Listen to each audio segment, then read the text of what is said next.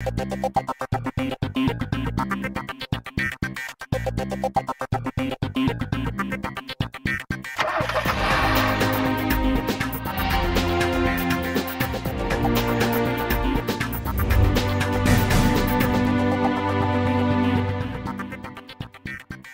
brand new week and a brand new episode, and delivering a promise that I made to you on the show last week. That is a very hot exclusive story coming your way. Welcome to CNB, I'm Siddharth Vinayak Patankar, and that hot story comes to you from this brand. No, I'm not talking about the GLC facelift because this happened a few days ago and well, you've already heard about that. What I am talking about is a car that will come to us from Mercedes-Benz India a little bit later in the year, but not so far away.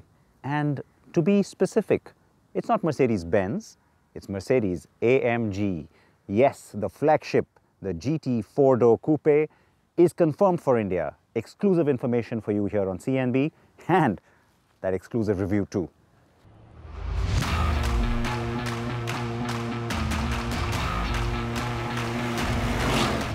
The Mercedes AMG 63S is the fastest 4-door on the planet.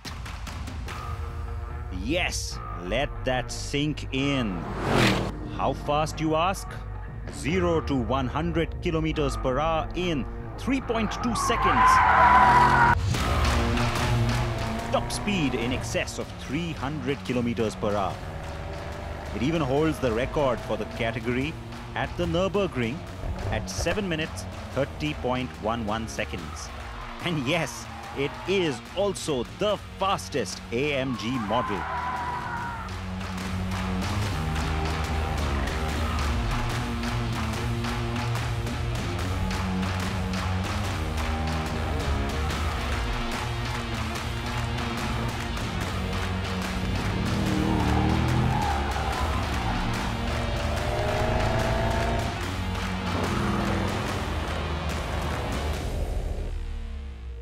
And I'm happy to tell you that it is coming to India. Yes, sit back and strap on those seatbelts, folks.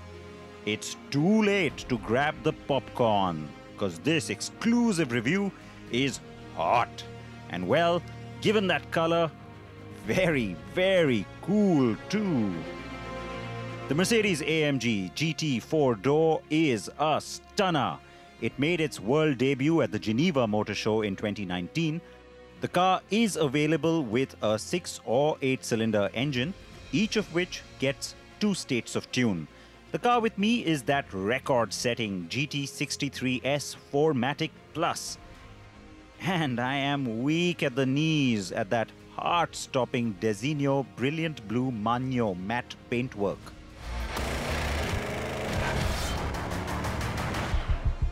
Now, when this car first came out, it got so much appreciation purely for its looks.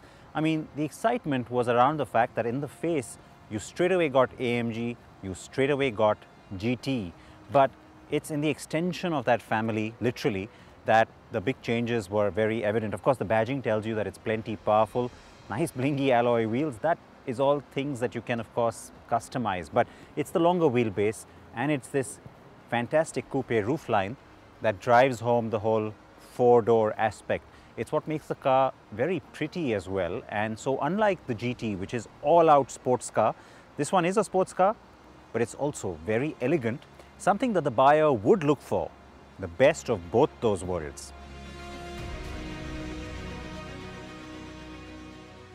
The electric tailgate is nice, but for me, it's the styling at the rear that really gets my attention.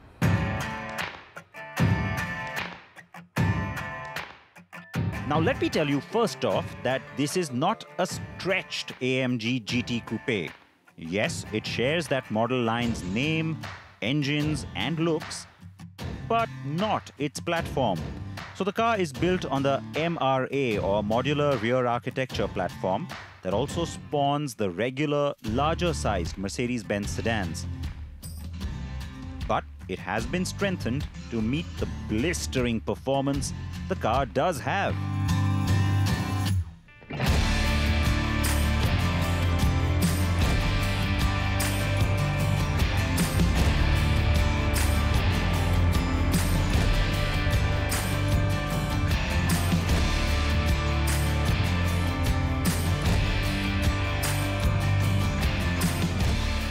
Mercedes AMG GT family starts off with the regular GT, and the output's a nice healthy 466 bhp. You then go up, of course, through that range. There's many variations and iterations, but it ends up, of course, at the GTR, which is 573 horses. And then there's this car. The 63S will give you 627 horses. So that kind of explains to you just why it's so much bigger in all its credentials than the GTR.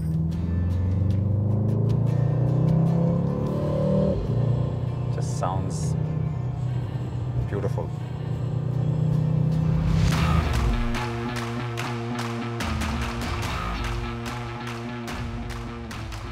Yeah, so the 4-liter V8 is also available in the non-S version that makes 577 bhp. But why talk about that when I can show you this? Let's run through the numbers formally now, shall we? If the power output did not make you sit up, that massive amount of torque flowing through with peak torque kicking in at just 2500 RPM certainly will. The 9-speed gearbox is the AMG SPEEDSHIFT MCT 9G.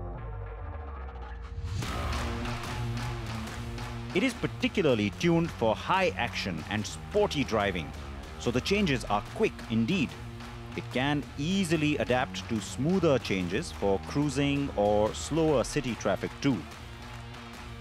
Complementing that is the AMG Air suspension that also adapts to your driving style and keeps up with the quality of tarmac that you're on. The GT63S has 4MATIC Plus or all-wheel drive that allows for ideal torque distribution. The car can go from being all-wheel drive to rear-wheel drive very intuitively, depending on the traction or overall driving needs it is facing. The 63S also gets rear-wheel steering, which is another big reason why it handled like a shorter wheelbase car, despite its ample proportions.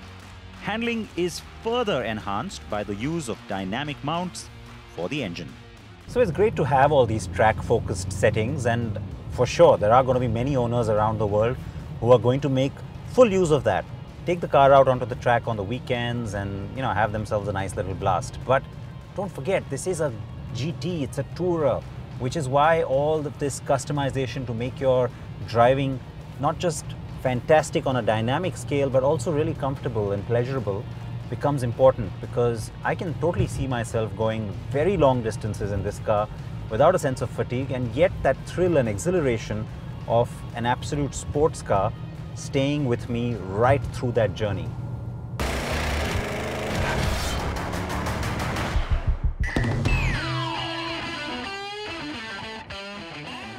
And that brings me to the obvious point. The only reason Daimler even made this car, despite already having the CLS 53 or the E63S in its lineup, is that, yes, Mercedes needed a Porsche Panamera rival.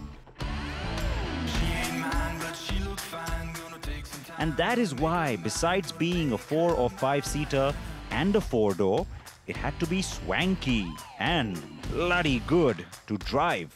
And yeah, don't ask, with many Panameras now being sold as hybrid, the GT 4-door will certainly get an even more powerful hybrid soon enough. Or so I hear anyway.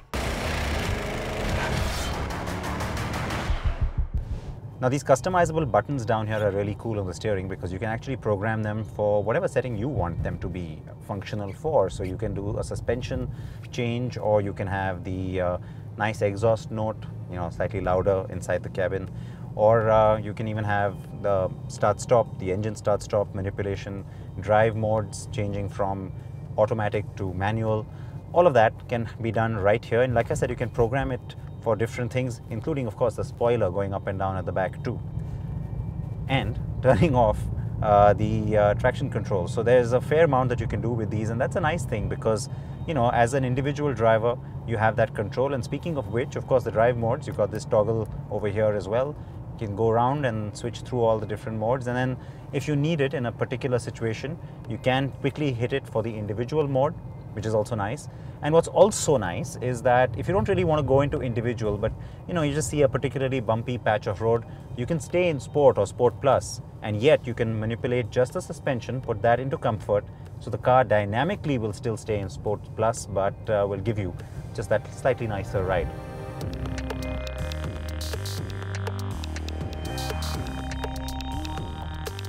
Sport is where you want to keep this car for the most part.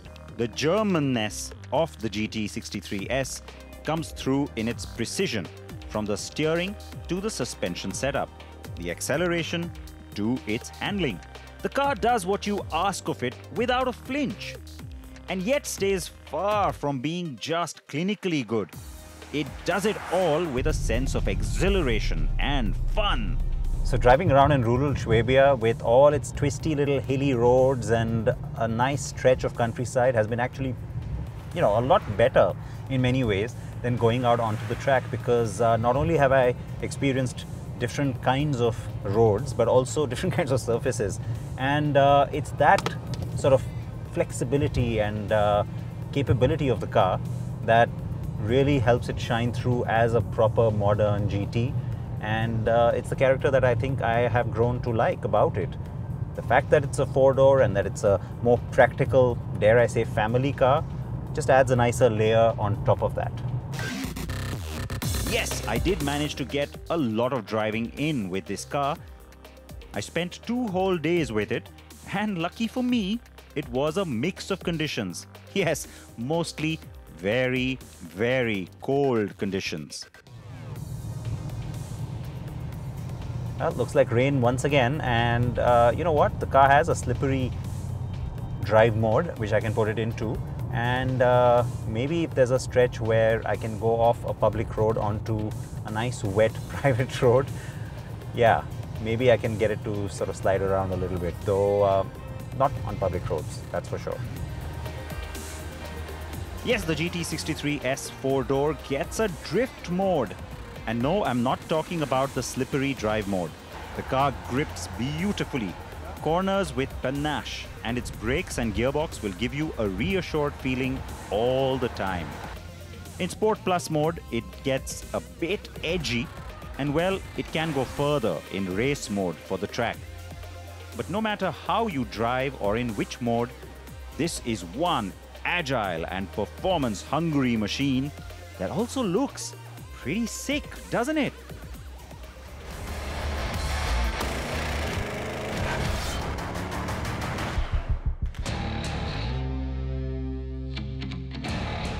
The same holds true for the cabin. My test car had the all-black Napa leather and AMG carbon fiber trim. You can customize that to quite an extent, of course, but I gotta say, the all-black and fiber look works. The AMG Performance steering wheel is cool, but the car also gets the latest gadgets and screens, connectivity and driver aids that Mercedes has to offer. Not to forget the ambient lighting, multiple charging points and rear AC vents. Yes, this is a luxury car too, and not just a sports car. That point is rather obvious here from the second you step in. The racy edge in the trim, though, comes from being an AMG. And then there's also the cool customizable TFT display buttons in the panel and the console between the front seats. The 4-seater layout is standard, while going with a 5-seater rear bench style configuration is also possible and becomes relevant for India. The car gets the deployable spoiler, as I already told you, that flips up to increase stability when needed. And yes, you can operate it manually too.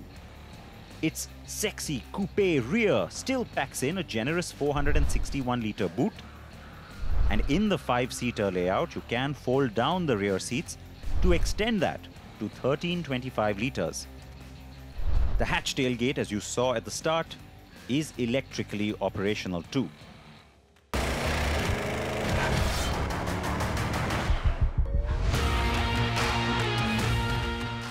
The Mercedes AMG GT63S 4MATIC 4-door will be brought in limited numbers to India as a fully built import.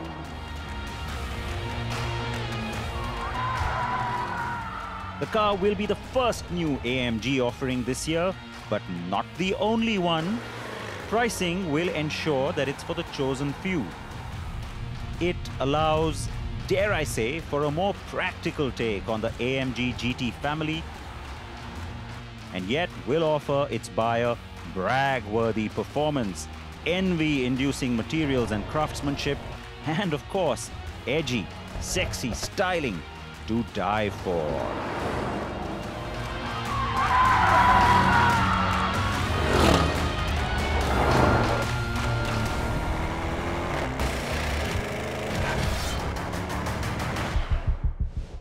Icy blue and red hot all at once. That is that flagship from AMG, a car that is officially now coming to India, as I said, and it makes its actual Indian debut at the Auto Expo in the first week of February. So first appearance on Indian soil coming up very soon as well.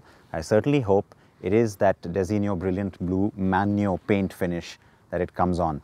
Now, before I tell you what else Mercedes-Benz has been up to, a big headline from this week. The Tata Altroz has received a 5-star crash rating from Global NCAP, India's second 5-star car and Tata's second to achieve it.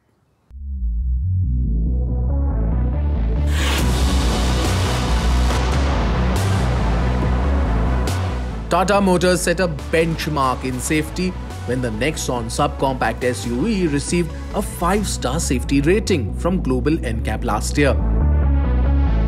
It has now repeated this success with the upcoming Altroz hatchback.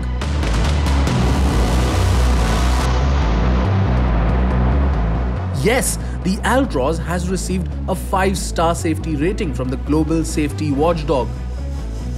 What's more is that it becomes only the second made-in-India car to have the distinction to achieve this rating.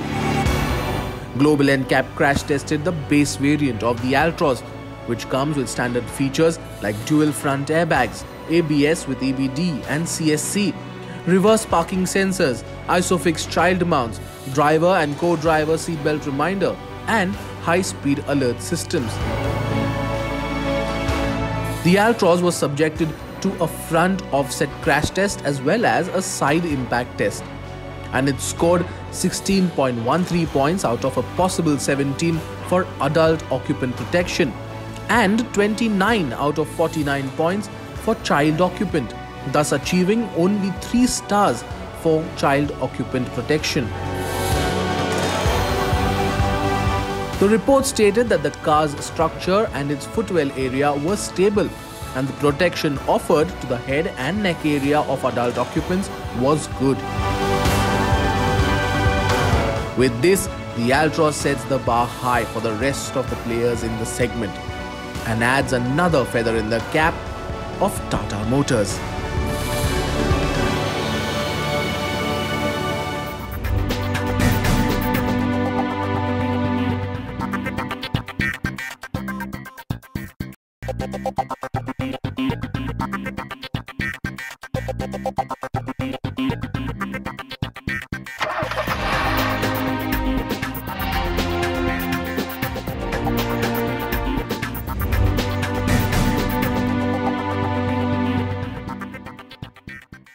I did promise you that I will tell you what else Mercedes-Benz has been up to, and it's a big announcement. It's not just that AMG that's coming. Well, there's a bunch of other cars coming this year as well, which you'll soon find out about. But more significant, the EQ brand has also been announced for India. And so with that, we get the EQC, which will be the first car. Here are the details.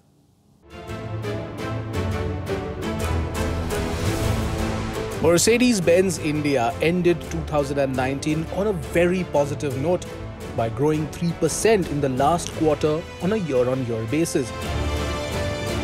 So it decided to begin the next decade with a bang.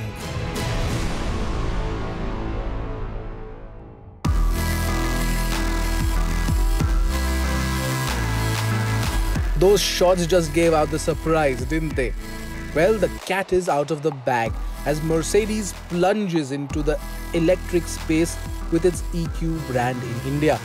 And yes, its very first electric car, the EQC, will be launched in the country in the next 3 months. We've exclusively driven the EQC and brought you its review last year, but we revisit the car just to tell you what it's all about.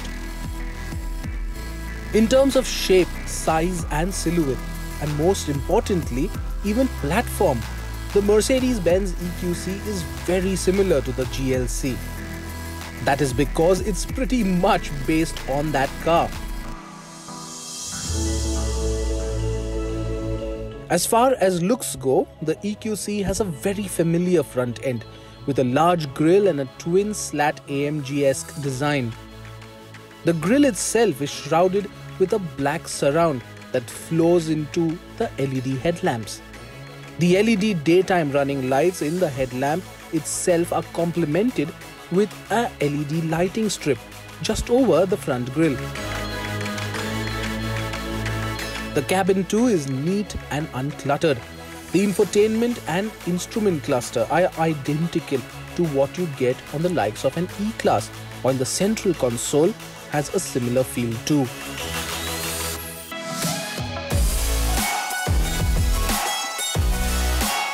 The EQC is powered by a dual motor setup, so there's one motor for the front axle and one for the rear. This makes the EQC an all-wheel drive SUV.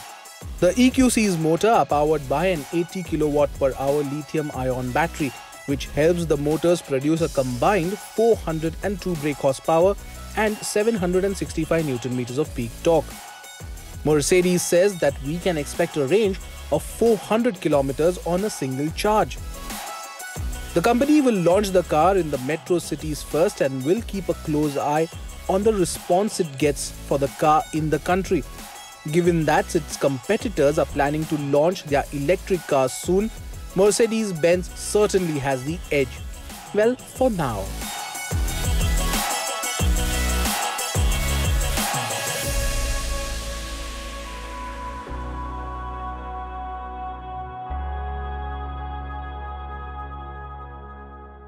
Now, the other thing you get with all these new Mercedes-Benz models is MBUX, the new interface with voice commands. So that's a lot of fun.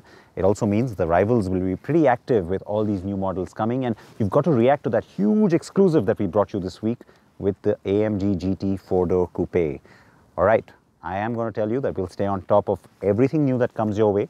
And so remember to tune in for a lot more action next week. The Auto Expo is coming up too, so lots coming. And with that promise then, please wear your seatbelts. I'll see you next week.